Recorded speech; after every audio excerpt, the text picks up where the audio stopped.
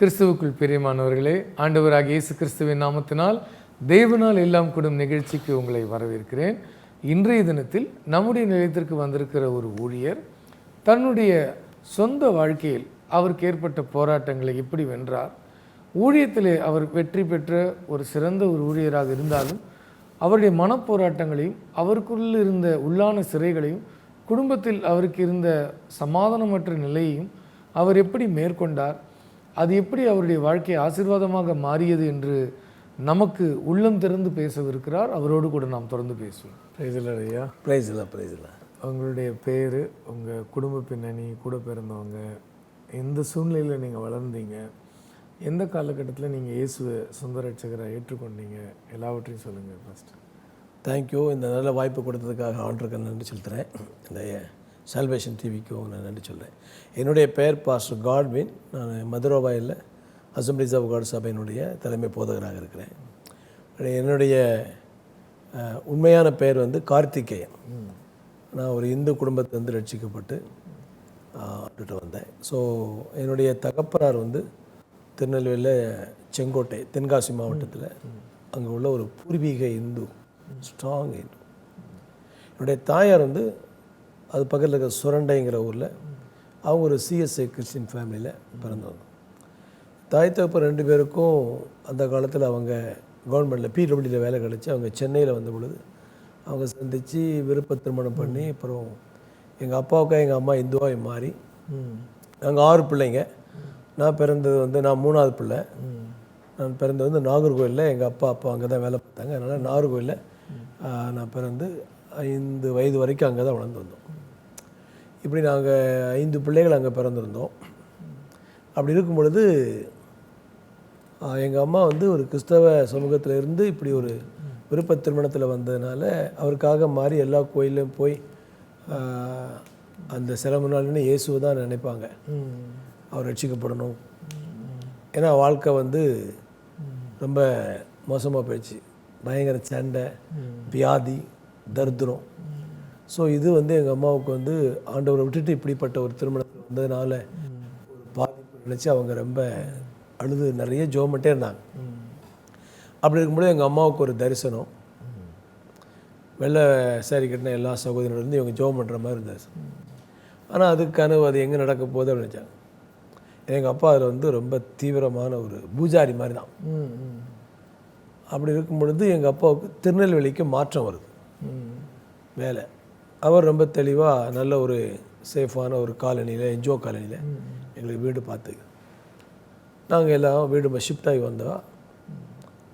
எங்கள் அப்பா பகலில் வேலைக்கு போயிட்டார். அப்படி இருக்கும் பொழுது எங்கள் வீட்டிலேருந்து 3ஆவது வீடு ஒரு ஐபிசி ஜெப வீடு. அங்கேருந்து சிஸ்டர்ஸ் வந்து ஒவ்வொரு வீடாக வந்து வெள்ளிக்கிழமை ஜெபம் நடக்கு வாங்க அப்படின்னு எங்கள் அம்மா அந்த வெள்ளை புடவை கட்டின சரியை பார்த்தோன்னா எங்கள் அம்மாவுக்கு இந்த தரிசனத்தை ஆண்டவர் நிறைவேற்ற ஒரு பெரிய மகிழ்ச்சியில் உடனே அன்னைக்கே அந்த ஜெபத்தில் போய் கலந்து கொண்டு அவங்க எல்லோரும் எங்கள் குடும்பத்துக்கு ஜெபம் பண்ண ஆரம்பிச்சோன்னே எங்கள் அம்மாவுக்கு அப்படியே கெட்டியாக பிடிச்சான்.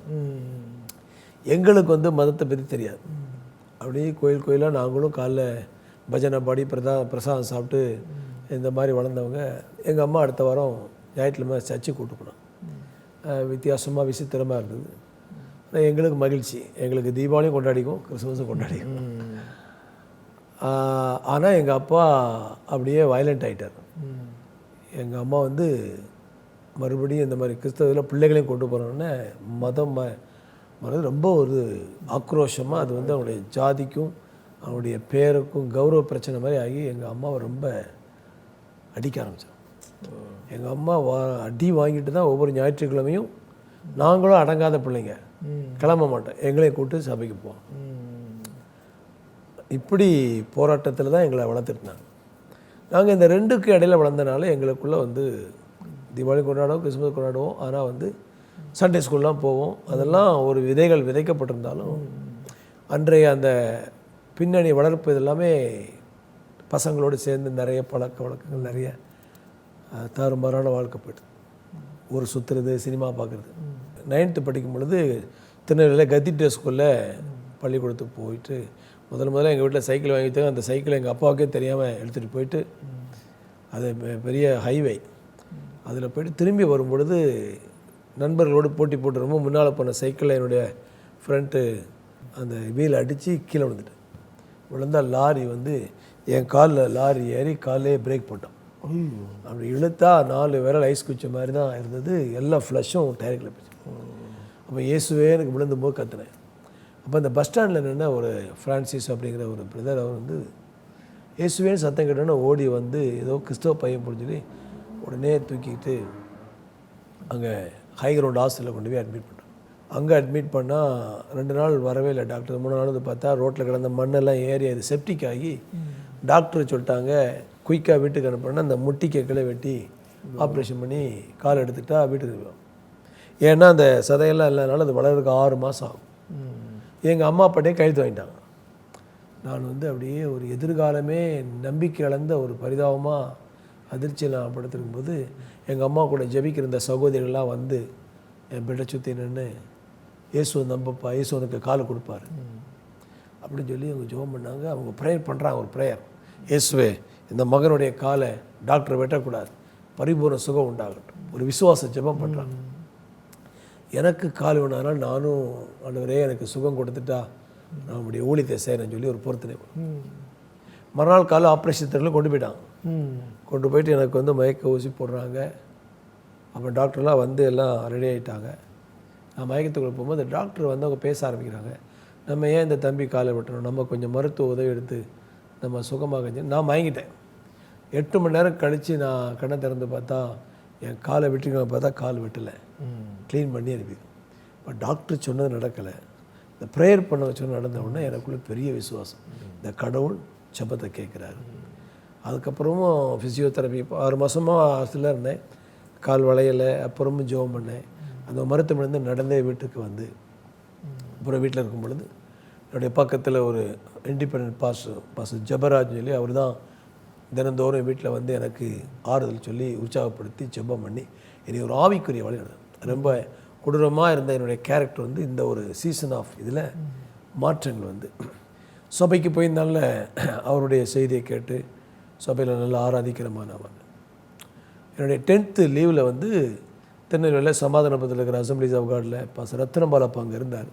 அவருடைய சபையில் ஜீவானந்தம் அவங்களுடைய கன்வென்ஷன், அதில் போய் அட்டன் பண்ணும்பொழுது அங்கே தான் ரட்சிக்கப்பட்டு ஆண்டவருக்கு ஒப்பு கொடுத்து மறுநாள் காலையில் ஞானசான தொட்டியில் ரத்தனபாலா அவங்க தான் ஞானசானம் எடுத்து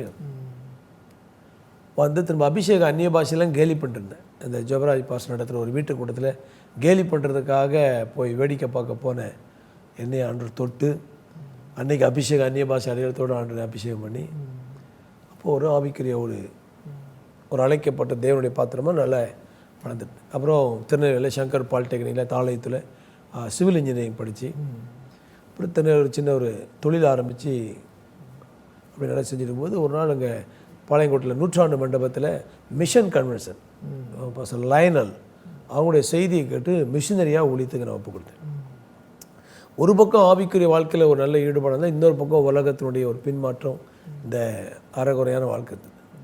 மிஷினரியாக ஒப்பு கொடுத்து அப்படி இருக்கும் பொழுது என்னுடைய தொழிலில் அங்கே வேலை பார்த்த இடத்துல கொஞ்சம் பிரச்சனை வந்ததுனால சென்னைக்கு 1994 ஒரு வெளிநாடு போகிறதுக்கான ஒரு இன்டர்வியூக்காக தான் வந்தேன்.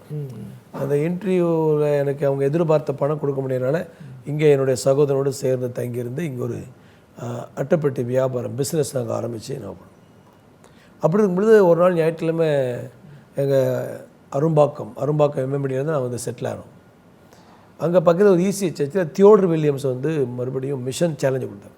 இப்போ மறுபடியும் ஆண்டவர் என்னை ஊழியத்துக்கு மறுபடியும் கமிட் பண்ணி, அப்போ அந்த லோக்கல் அந்த Arumbakkam AG church pastor Sam Markraj அவங்க சபையில் தான் போய் ஆராதனை மியூசிக்கெல்லாம் நல்லா இன்ட்ரெஸ்டாக படித்தனால மியூசிக்கெல்லாம் ஆராய்ச்சி. இப்போ மறுபடியும் இந்த மிஷன் கமிட்மெண்ட் வந்தோன்னே பாஸ்டர்கிட்ட போய் சொல்கிறேன், நான் மிஷனரியாக போகிறேன், எஃப்எம்பிபி மூலமாக போகிறேன். அப்போ பாஸ்டர் சொன்னாங்க, அசம்பிளிஸ் ஆஃப் காடில் பைபிள் காலேஜ் முடித்து மிஷனரியாக போனால் நாளைக்கு எந்த போராட்டத்தில் நீங்கள் நிற்க முடியும் அப்படின்னு சொல்லி அப்போ தான் பைபிள் காலேஜ் அறிமுகப்படுத்தணும். அப்போ சென்னை புதுவாழ்வு ஏஜி சபையில் இருக்கிற எக்ஸ்டென்ஷன் பைபிள் காலேஜில் இந்த 94 வந்து 95 என்னுடைய திருமணமும் அந்த சபையில் தான். அவங்க சென்னை சிஸ்டர் பிரிசில்லா அவங்கள ஆர்டர் கொடுத்து அவங்களுடைய திருமணம் அங்கே சபையில் நடந்தது. 90 வந்து ஐநாவரம் பாஸ்டர் சாந்தராஜ் அவர் தான் எங்களுக்கு இருந்தார். அவர் தான் எங்களுக்கு வந்து பிரின்சிபலாக இருந்து அதை பார்த்துருந்தார். செகண்ட் இயர் வந்து ஐநாவரம் சர்ச்சில் தான் நடந்தது.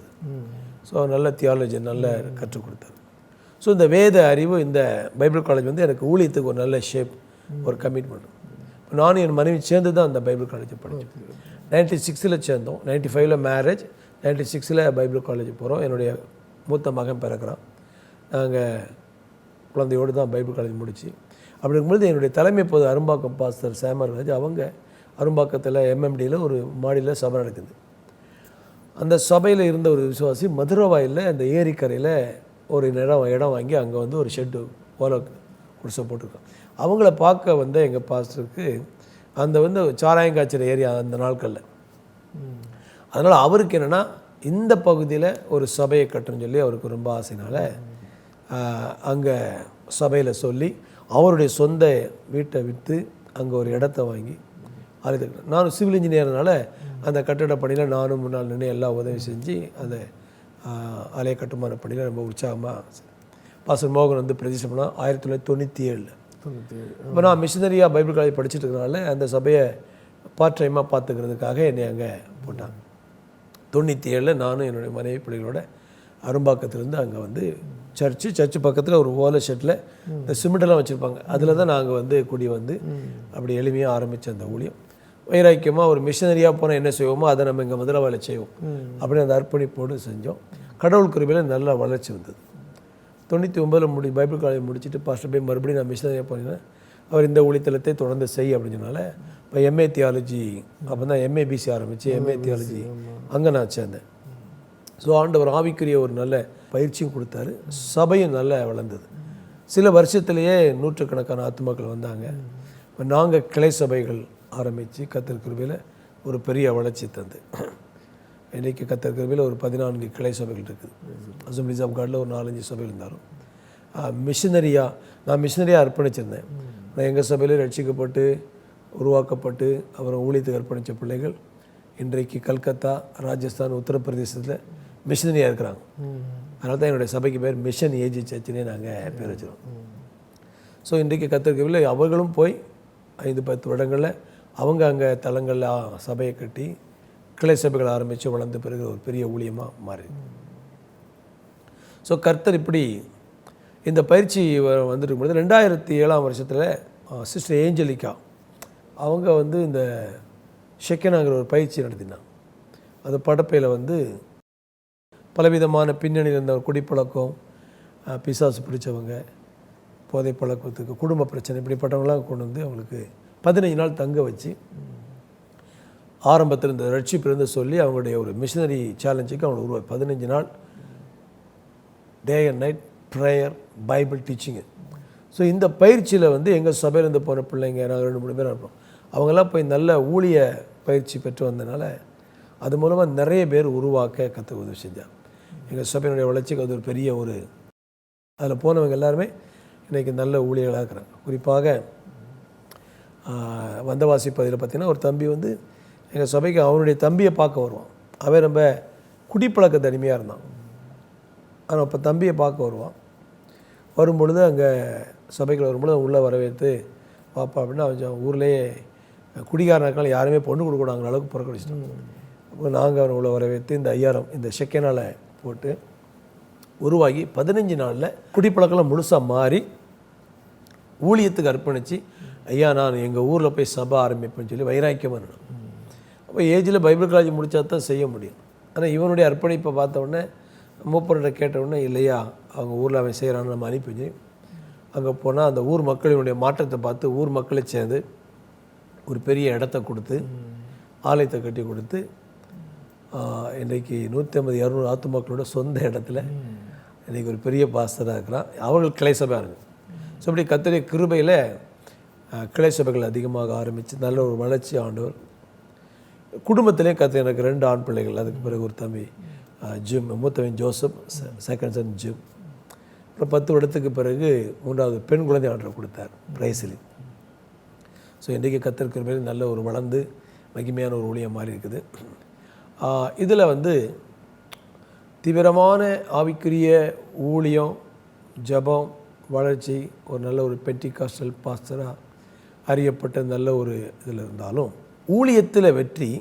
ஆனால் உறவில் வந்து எங்கள் ஃபேமிலிக்குள்ளே வந்து ஒரு போராட்டம் இருக்குது. ஆனால் வெளியே வந்து அதை நான் வந்து காமிச்சிக்காமல் யார்கிட்ட கேட்டாலும் பாஸ்டர் வந்து எங்கள் பாஸ்டர் போல் சூப்பர் அப்படின்னு சொல்லுவாங்க.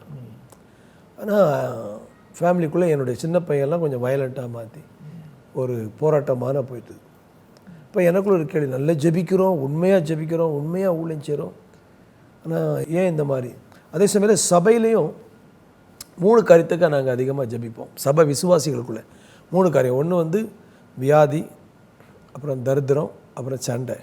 இந்த 3 காரியத்துக்கு ஜெபிச்சுட்டே இருக்கிறோம். ஆனால் குடும்பங்களுக்குள்ளே இந்த 3 இருந்துகிட்டே இருக்குது. விசுவாசிகள் குடும்பங்களில் வியாதி இருக்குது, சண்டை இருக்குது, பொருளாதார பிரச்சனை. பல வருடமாக ஜெபித்து கொண்டிருக்கிறோம், பிரச்சனை இருந்தார். எங்களுடைய சமுதாயத்துக்காக ஜெபிக்கிற 3 குறிப்பு இருக்குது. குடி, விபச்சாரம், விக்கிரகாராதனை மாறும் ஜெபம் பண்ணுறோம். ஸோ இதெல்லாம் தேவனுடைய கிருபையினால் பெரிய மாற்றம் இருந்தாலும் நிறைய காரியங்களுக்கு பதில் இல்லாத ஒரு கேள்வி. அப்போது ஊழியராக இருக்கிற எனக்குள்ள வெளியே நம்ம வெற்றிகரமாக இருந்தாலும் உள்ளுக்குள்ளே ஒரு பதிலளிக்கப்படாத இந்த மாதிரி ஜபங்கள், போராட்டம். அப்புறம் வந்து சமாதானத்துக்கு ஜெபிக்க நம்ம குடும்பத்தில் சமாதானம் இல்லை. என்னுடைய பிள்ளைகளுடைய வாழ்க்கையில் மூத்த பையன் நல்ல ஒரு மியூசிக் டைரக்டராக இருக்கிறான். 2வது பையன் 12th முடித்தோடனே இந்த மாதிரி ஒரு, ஏன்னா ரொம்ப ஸ்ட்ரிக்ட்டு ஃபாதராக நான் ஸ்பிரிச்சுவல்னு சொல்லிட்டு பசங்களை போட்டு அடித்து அவங்கள ரொம்ப, அது வந்து அவங்களுக்குள்ள ஒரு வெறுப்பாகி. அப்படி இருக்கும் பொழுது என்னுடைய நண்பர் ஒருத்தர் கேரிஸ் பைபிள் காலேஜ், சென்னையில் வெள்ளச்சல் இருக்கிற பைபிள் காலேஜ், அங்கே போனால் ஆண்ட்ரூ மக் அவங்களுடைய அந்த டீச்சிங் ஃபெய்த் கிரேஸை குறித்து நல்லா கற்றுக்கிட்டோம். அங்கே போகும்பொழுது தேவனை குறித்து கண்ணோட்டமே எனக்கு மாறிச்சு. இன்னும் சொல்லப்போ அங்கே உள்ள பாடத்திட்டங்கள் நானும் தான் ஆக்சுவலாக எதுக்கு போனேன்னா அவங்க ஏதாவது தப்பாக போதிக்கிறாங்களான்னு கண்டுபிடிக்க தான் போனேன். ஏன்னா நான் தியாலஜியில் டாக்டரேட் வரைக்கும் படிச்சுக்க நான் அப்ரோச் பண்ணேன். இப்படி இருக்கும்பொழுது இப்படி ஒரு இன்விடேஷன் வந்தேன்னா சரி ஒய் நாட் போவோம், அவங்கள்ட்ட ஏதாவது ஃபால்ட் இருந்தால் வி ஹவ் டு என்கவுண்டர் பண்ணணும் தான் நான் அனுப்புனேன். ஆனால் அங்கே போன பிறகு அங்கே பாடங்கள் வந்து தேவன் ஒரு தகப்பனாக இருக்கிறார், அன்புள்ள தகப்பன்கிற அந்த கண்ணோட்டம், காட் இஸ் நாட் ஆங்க்ரி, கர்த்தர் அன்பாக இருக்கிறார். ஸோ இந்த கண்ணோட்டம் மாறும் பொழுது பெரிய ஒரு, அது மட்டுமல்ல, அதுலேருந்து டீன் ஒருத்தர் டான் பாஸ்கோன்னு சொல்லி அவர் வந்து எனக்கு ஒரு பர்சனலாக ஒரு புக்கு கொடுத்தார், எக்ஸ்பீரியன்ஸ் ஃபாதர்ஸ் எம்பரேஸ், தகப்பனுடைய அரவணைப்பு. நான் I love to read books, அதனால் நான் அந்த லேப்டாப்பில் சாஃப்ட் காப்பியை படித்தேன். அதில் படித்தா அமெரிக்க தேசத்தில் உள்ள ஒரு ஊழியருடைய பயோகிராஃபி எழுதுகிறார். அவர் எழுதும் பொழுது அவர் சொல்கிறார், அந்த சிட்டிலேயே சக்ஸஸ்ஃபுல் பாஸ்டர், ஆனால் அவருடைய ஃபேமிலியில் அவருடைய டெரர், அவர் வந்து ஒரு மிருகம் மாதிரி அவருடைய ஒய்ஃபும் பிள்ளைகளும் பார்க்குறாங்க. சர்ச்சில் வந்து எங்கள் பாஸ்டர் போல் வர்ஷிப், எங்கள் பாஸ்டர் போல் ப்ரீச்சிங்கிற ஒரு கான்ஃபரன்ஸ் ஸ்பீக்கர், ஆனால் ஃபேமிலியில் வந்து பயங்கர ஸ்ட்ரகிள். ஆனால் இவர் வந்து அதை மேனேஜ் பண்ணிட்டுருக்கார். ஏன்னா 1000 பேர் ஓட்டு போடும்பொழுது ஒருத்தருடைய இது வந்து அவங்களுக்கு வந்து இதில் நாள் ஆக ஆக ரொம்ப ப்ராப்ளம் போயிட்டுருக்குது. மனைவி வந்து டைவர்ஸ் பண்ணுற அளவுக்கு இருக்கிறாங்க. அப்படி இருக்கும்போது அவருடைய நண்பர்கள், நான் அதை படிக்கிறேன், அந்த நண்பர்கள் வந்து ஹார்ட் ஹீலிங் ஒரு கான்ஃபரன்ஸுக்கு கூப்பிட்றாங்க. ஒரு எல்டர்லி கப்புள் வந்து ஒரு இந்த மாதிரி ஒரு ஃபாதர்ஸ் லவ், தகப்பனுடைய அன்பை கொடுத்து. இவர் சொன்னார், நான் ஏன் வரணும், நானே கான்ஃபரன்ஸ் ஸ்பீக்கர், என்னையே இது கூப்பிட்றேன். இல்லைப்பா, வருஷம் ஃபுல்லாக ஊழியம் பண்ணுறேன், நீ ஏன் இப்படி ஒரு ரிலாக்ஸுக்கு வரலாமே, ஒரு ரிசார்ட்டில் நடக்கணும்னு ஃப்ரெண்டுக்காக அவர் போனார். அங்கே அங்கே நடத்துகிற எல்லாத்தையும் பார்க்கும்பொழுது சம் வாட் ஓகே. அப்போ அந்த கடையில் அந்த எல்டர்லி கப்பல் வந்து இவர் வந்து தனியாக வந்து அவர் இன்வைட் பண்ணி கூப்பிட்டு போய் சொல்லுங்கள் உங்கள் மினிஸ்ட்ரியை பற்றி சொல்லும்போது ஐ எம் சக்ஸஸ்ஃபுல் அப்படின்னு நம்ம பெர்ஃபார்மன்ஸ் என்ன சொல்லுங்கள். What about your family? My wife is not cooperative அப்படின்னா அவங்க இவரை ஸ்பிரிச்சுவலி ஹேண்டிகேப் மாதிரி நீங்கள் ஆவிக்குரிய ஒரு ஊனப்பட்டு பண்ணணும். அவருக்கு அது ஜீரணிக்க முடியல. How can you say? உடனே கூப்பிட்டு போயிட்டு சின்ன வயசுலேருந்து உங்களுடைய லைஃபினுடைய இதை நீங்கள் சொல்லும் பொழுது அவங்க டேடி வந்து ஆர்மியில் வந்து ஸ்ட்ரிக்டான ஒரு ஆஃபீஸர். அவன் நல்ல ஒரு ஃபேமிலியில் வளர்ந்தாலும் ரொம்ப கடுபடியாக இருக்கும். ஸோ இந்த தம்பி வந்து 16 இயர்ஸாக இருக்கும் பொழுது அவங்க அப்பா இன்னொரு இடத்துக்கு வேலை மாறுதல் போகும்பொழுது ஃப்ரெண்ட்ஸ் எல்லாம் விருப்பப்பட்டனால இல்லை ஹிப்பி மாதிரி முடிவு எடுத்து ரொம்ப ஜாலியாக இருந்தது. 6 மாதம் கழிஞ்சு அவங்க அப்பா வந்து வீட்டை திரும்பி பார்த்தா இவனுடைய நடவடிக்கை பார்த்தீங்கன்னா ரொம்ப இதாகி, நீ என்ன எப்படின்னா, இல்லை டேடி ஐ லைக் இட் அப்படின்னு. உடனே அவர் நேர சொல்லி பார்த்தாரு, கேட்கலன்னே பாத்ரூமில் போய் சிஸ்டர் எட்டு வந்தார், 4 அடி போட்டு முடிய விட்டு. அவன் அதிர்ச்சி ஆகி நேராக பெட்ரூமில் போனால் பீரோவில் வந்து ட்ரெஸ் எடுத்துகிட்டு ஹி வாக்ட் அவுட். அமெரிக்காவில் வந்து அந்த போய் ஒரு பாய்ஸ் ஹாஸ்டலில் இருந்து ட்ரக் அடிக்ட் ஆகி உங்கள் அப்பா அவன்கிட்ட போய் மோர் தென் 300 டைம்ஸ் சாரி கேட்டிருக்கிறாரு. He never accept. Rejection, spirit of rejection. அவன் ரொம்ப வயலண்ட் ஆகி ஒரு மோட்டார் சைக்கிள் ஆக்சிடெண்ட்டில் கோமா ஸ்டேஜில் படுத்துருக்கும் போது அவங்க அப்பா தான் வந்து அவனுக்கு ஹெல்ப் பண்ணார். 3 நாள் கழித்து கண்ணை திறந்து பார்த்தா அப்பா இருக்கிறார். அப்பா அப்பவும் சாரி கேட்குறாரு. சாரி கேட்டாலும் அவனுக்கு கண்ணீர் வடிக்கிறான். ஆனாலும் இஸ் நாட் அக்செப்ட். அப்புறம் அவன் அம்மா வீட்டுக்கு கூப்பிட்டு வந்து டேடி தானடா அப்படின்னு சொல்லி அவனை கன்சோல் பண்ணி அப்புறம் அவனை சர்ச்சுக்கு கூப்பிட்டு போய் அங்கே ரட்சிக்கப்பட்டு அப்போ அங்கே ஒரு மினிஸ்ட்ரிக்கு ஒப்பு கொடுத்து அங்கே ஒரு கிறிஸ்தவ பொண்ணை விரும்பி திருமணம் பண்ணி இப்போ மினிஸ்ட்ரி வந்தோம். அதுக்கு முன்னாடி வந்து ஒரு ஷிப்பு கேப்டனாக லோன் ரேஞ்சராக நாள் கணக்காக மாதக்கணக்காக கடல் இருப்பார். அவார்டு, ஜனாதிபதி அவார்டு இருக்கும். இது எல்லாமே எங்கள் அப்பா என்னை புறக்கணிச்சிட்டாரு, நான் வாழ்ந்து காட்டுவேன். ரிவெஞ்ச் வந்து பெர்ஃபார்மன்ஸ் ஓரியன்ட். ஸோ புறக்கணிப்பு வந்து பாசிட்டிவாக நெகட்டிவாக இருக்கும், ஆனால் பெர்ஃபார்மன்ஸில் போய் நிற்கும். ஆனால் இட்ஸ் நாட் ஹெல்த்தி. அது என்ன ரிவெஞ்சில் இருக்கணும். ஏன்னா அது ஹேட்லேருந்து உருவாகுது, பகையிலிருந்து, லவ்ல இருந்து உருவாகிறது தான் அது ஹெல்த்தியானது. விரும்பி செய்கிறது வேற, பகையினாலையும் அவருக்கு முன்னாடி சாதிச்சு காட்டுவேன். அதை தான் அப்போ இந்த இதை நான் படிச்சுட்டு இருக்கிறேன். இப்போ மினிஸ்ட்ரியும் வந்துட்டார் மேரேஜ் பண்ணி. இப்போ மினிஸ்ட்ரியும் இந்த ரிவெஞ்சினுடைய இதுதான் நான் வாழ்ந்து காட்டுன்னு சொல்லி மிகப்பெரிய ஒரு பாஸ்டராக இருக்கிறாரு. இதுதான் அவருடைய ஃபேமிலி லைஃப்பில் ஸ்ட்ரகிள் ஆகுது. இந்த பிட்டர்னஸ், இந்த ரிஜெக்ஷன் வந்து இவருடைய லைஃப்பில் வந்து அப்படியே பில்டப் ஆகி இப்போ ஃபேமிலியோடு ஸ்ட்ரகிள் ஆகிட்டு இருக்கிறார். அப்போ இங்கே வந்து இவங்க சொல்கிறாங்க, this is the place you have to forgive your father அப்படின்னு அந்த எல்டர்லி கப்பல் இவர் சொல்லி அவங்க அப்பா அம்மா இறந்தே போயிட்டாங்க.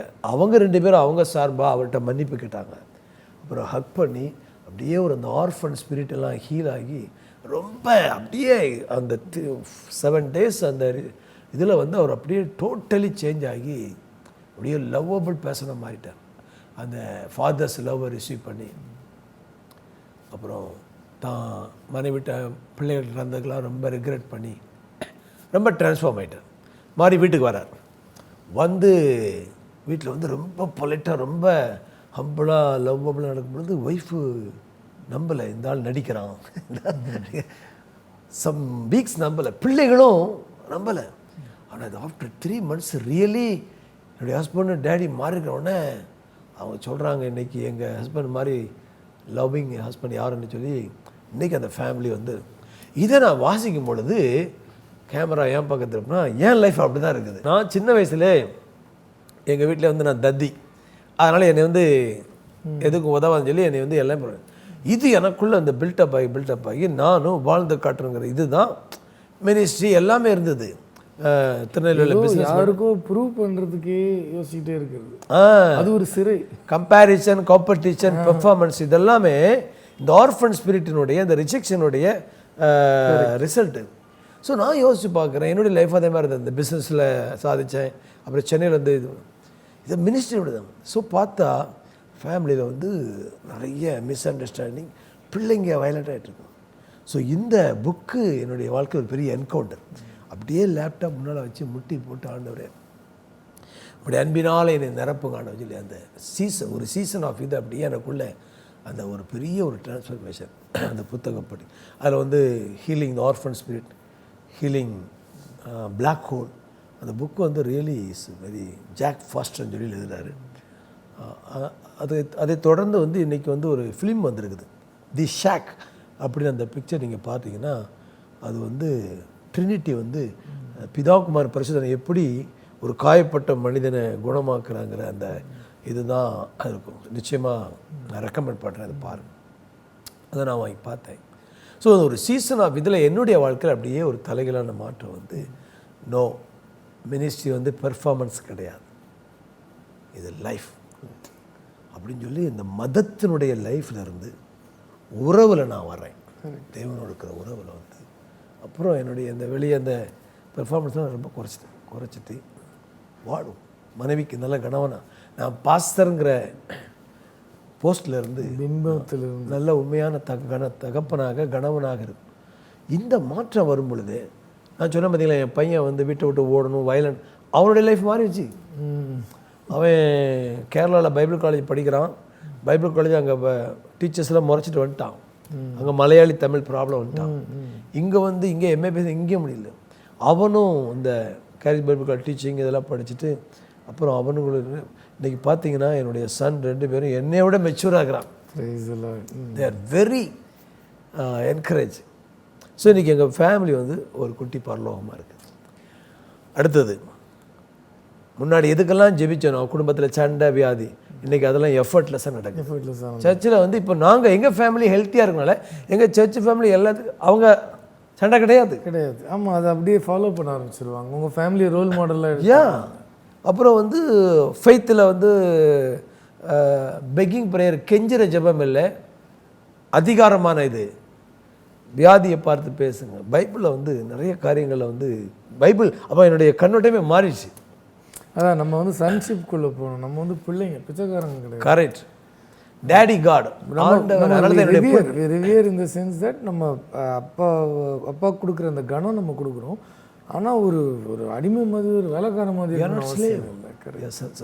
ஸோ இந்த ஒரு வந்து ஆக்சுவலாக அது வந்து ஒரு பெரிய பெர்ஸ்பெக்டிவ். அது கண்ணோட்டம் மாறும் பொழுது அதனுடைய ரிசல்ட் வந்து ரொம்ப வித்தியாசமாக இருக்குது.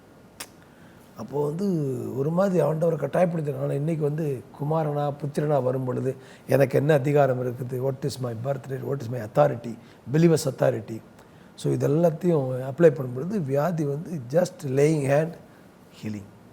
கேன்சர் எல்லா வியாதியும் எங்கள் சபையில் அன்றைக்கி அது சேலஞ்ச் பண்ணி நாங்கள் இதே இந்த சத்தியத்தை அறிவு முன்னாடி அதே தொண்டையில் ஒரு கேன்சர் வந்த வியாதிக்காக எல்லோரும் என்னெல்லாமோ ஜோம் பண்ணோம்.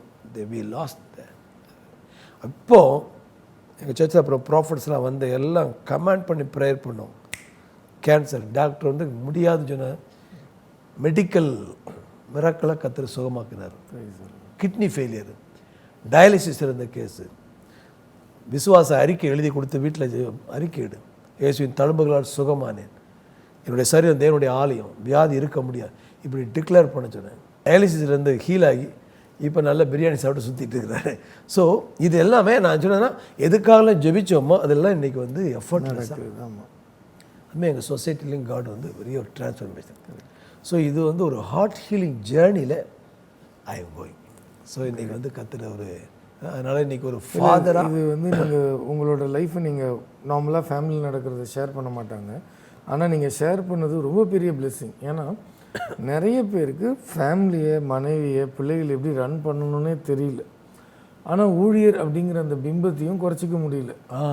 ஸோ அவங்க வந்து இந்த இருதலை கொல்லி எறும்பு மாதிரி ரெண்டுத்துக்கும் நடுவில் மாட்டிக்கிட்டு இதில் ரொம்ப வேதனையான ஒரு விஷயம். அந்த புக்கு படித்தோம் இல்லையா, அதில் வந்து அவர் எழுதுகிறாரு, அமெரிக்காவில் 70% ஆஃப் பாசஸ் பானில், அடிக்ஷனில், ஆபாச படத்தில் அடிமையாக இருக்கிறாங்கன்னு சொல்லி ஒரு புள்ளியில் எழுதுகிறார். இதை படிக்கும் பொழுது ஷேக் ஆகிட்டேன். ஸோ இன்றைக்கி பாசஸ் வந்து வெளியே இருக்கிறாங்க, ஹிப்போக்ரைட் மாதிரி இருக்கிறாங்க. நீங்கள் சொன்ன மாதிரி தான் 2 கட்ட இடத்துல உட்காந்துருக்காங்க வாழ். அதனால் பார்த்தேன் அந்த மாதிரியான ஒரு போலியான அப்படி நான் இருக்கு. நான் இந்து வந்து ரட்சிக்கப்பட்டு வரதை விட நான் பானிபூரி விற்க கரெக்ட். நான் ரியல் பாஸ்டர் இருக்கேன்னா I want to be in and out. நான் வந்து ரியலாக இருக்கேன், ரியல் பாஸ்டர். ஸோ அது வந்து அது என்ன இதுவாக இருந்தாலும் அது ஆண்டோடைய உதவி. உள்ளும் புறமும் நம்ம மனம் மாறுதல் தான் நமக்கு வேணும். நமக்கு எங்கேயும் பெர்ஃபார்மன்ஸ் தேவையில்லை. நம்ம கிறிஸ்து வாழ்க்கை வாழ்கிறோம், அந்த வாழ்க்கையை பிறருக்கு அறிவிக்கிறோம். வாழ்க்கையை வாழ்ந்து வழிகாட்டுறது தான் சரியான. ஆமாம் ஆமாம். நம்ம கொஞ்சமாக பேசிட்டு நம்மளை பார்த்துட்டு அவங்களே மாறிப்பாங்க. அதனால் நிச்சயமாக பாஸ்டர் ரொம்ப பெரிய ஆசீர்வாதம் இது. நிறைய பேர் ஃபிசிக்கல் ஹீலிங்கை விட இன்னர் ஹீலிங் ரொம்ப முக்கியம். ஏன்னா அது ஒரு சிறை. குருடனுக்கு வழிகாட்ட முடியாது. நான் சிறைக்குள்ளே இருந்துக்கிட்டு நான் விடுதலையின் சுவிசேஷத்தை அறிவிக்க முடியாது. கரெக்ட். ரொம்ப தெளிவாக அதுதான். நீங்கள் விடுதலை ஆகிட்டு ஆண்டவர் சொல்கிறாரு, உன் கண்ணில் இருக்கிற உத்தரத்தை நீ எடுத்துகிட்டு பிறர் கண்ணில் இருக்கிற துரும்ப நீ எடுத்து போடு அப்படிங்கிற மாதிரி ஊழியர்கள் தங்களுடைய சிறை இருப்பையும், முக்கியமாக நீங்கள் சொன்ன ஒரு மெயின் பாயிண்ட் குடும்ப உறவுகள், மனைவி பிள்ளைகளிடத்தில் அன்பாகவும் நிதானமாகவும் பொறுமையாகவும் கட்டுத்திட்டத்தினாலும் அல்ல அன்பினாலும் இரக்கத்தினாலும் கிறிஸ்துவனுடைய போதனைகளின்படி அவர்கள் வழிநடத்தும் போது நிச்சயமாக அவங்க குடும்பம் குட்டி பரலோகம் ஆகிடும். அவங்க திருச்சபையே குட்டி பரலோகம் ஆகிடும். அந்த ஒரு ஜேர்னியில் தான் கடவுளை கொண்டு போயிட்டு அது ஏதோ ஒரு காலகட்டத்தில் நான் புக்கெல்லாம் படிக்கலைன்னா கூட எனக்காகவே ஒரு 15-20 வருஷத்துக்கு முன்னாடி அந்த தெளிவு வந்து நான் எல்லாத்தையும் நிதானமாக அணுக ஆரம்பித்தேன். அது என்னுடைய லைஃப் இன்றைக்கி நான் சந்தோஷமாக தான் இருக்கேன். அது எனக்காகவே அந்த ரியலைசேஷன் வந்து I will live a Christian. I am a preacher but I will preach what is happening in my life. That is best. அது கான்ட்ரடிக்டிங்காக பேரலாக சம்மந்தமே இல்லாத ஒரு மெசேஜ்லாம் எடுக்க வேண்டாம்.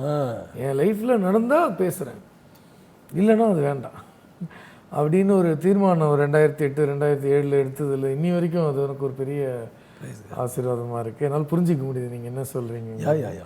அது ஏன்னா எனக்கு வந்து இந்த சான்ஸை வந்து நான் அதை ஏன்னா நான் ஏதோ ஒரு பெரிய ஐஎம் சீனியர் பாஸ் நான் ஒரு ஏதோ பில்டப் பண்ண காமிபத்தில் போய் மாட்டினது. இந்த ஒரு இதை வந்து real relationship with God is matters. Correct. ரிலீஜியஸில் போய் மாட்டிக்கக்கூடாது. அது இப்போ உதவாது. அது போலித்தனம். மதவாதமே மதவாதிகள்லாம் இயேசு கிறிஸ்து கடிந்து கொள்கிறார்ல பரிசேயர். அவங்களை என்கரேஜ் பண்ணல, மதவாதிகளை பாராட்டலையே. அவர் கெட்ட வார்த்தை பேசி திட்டினது அவங்கள மட்டும்தான் பைபிள். ரைட்டா?